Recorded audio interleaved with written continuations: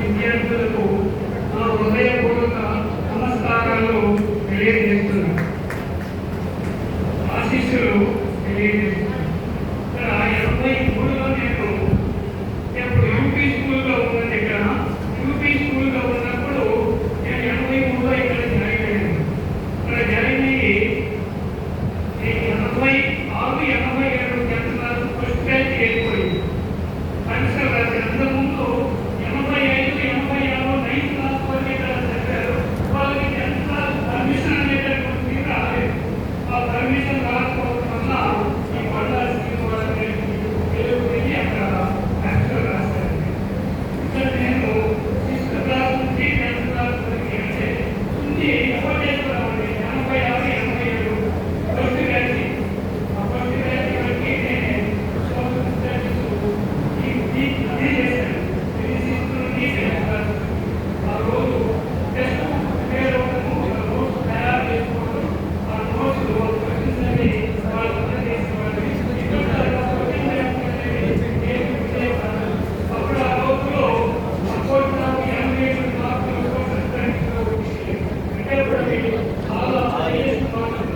ఇప్పుడు 600కి 599 మార్కులు మార్కులు వేసుకోవడం. అంటే గవర్నమెంట్ స్కూళ్ళలో ఉన్నటువంటి నాలెడ్జ్, ఇంటర్నేషనల్ నాలెడ్జ్ వాళ్ళకి తక్కువగా ఉంటుందని చూస్తున్నారు. ఎందుకంటే క్వాలిఫైడ్ టీచర్స్ అని గవర్నమెంట్ ఫర్ ఎగ్జాంపుల్ నేను ఒకటి చెప్తున్నాను. ఒక అబ్బాయికి లెక్కలో ఏమి రావండి 10th క్లాస్ ఏమి హీరో ఆ అబ్బాయికి 75 మార్కులు వచ్చినాయి. అది ఎలా వచ్చిందో నేనే ఆలోచిస్తాను. 75 మార్కులు ఏమి రానటువంటి వారికి 75 మార్కులు వచ్చిందంటే మరి ఎలా ఉందో ఆలోచించాలి.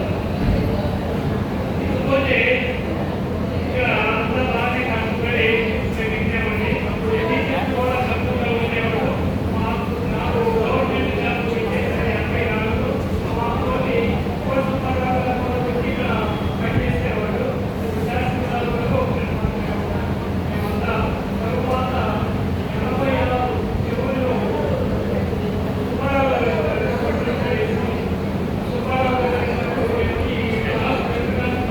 చేస్తానండి.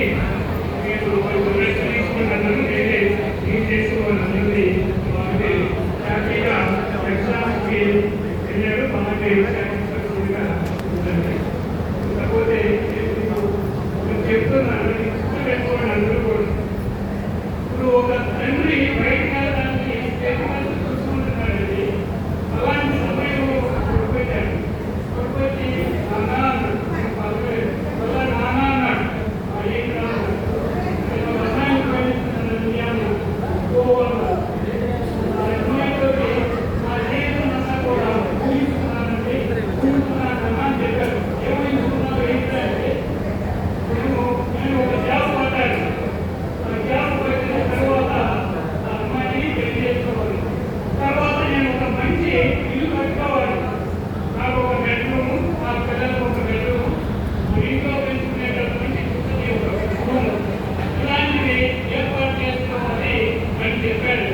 అయితే ఇక్కడ ఏంటన్నాడు, మేము 2 వారాలకు ఒకసారి గుడికి వెళ్తాం మా కుటుంబంతో, 3 వారాలకు ఒకసారి సినిమాకి వెళ్ళిపోయి వెళ్తాం, తర్వాత 6 నెలలకు ఒకసారి టిఫిన్ అనేటటువంటిది ఏర్పాటు చేసుకుంటామంటారు. అయితే ఇక్కడ ఏం చేస్తాడు, సరే నువ్వు చెప్పింది బాగానే ఉందా, నువ్వు కట్టుకునేటటువంటి ఇంట్లో కనీసం ఈ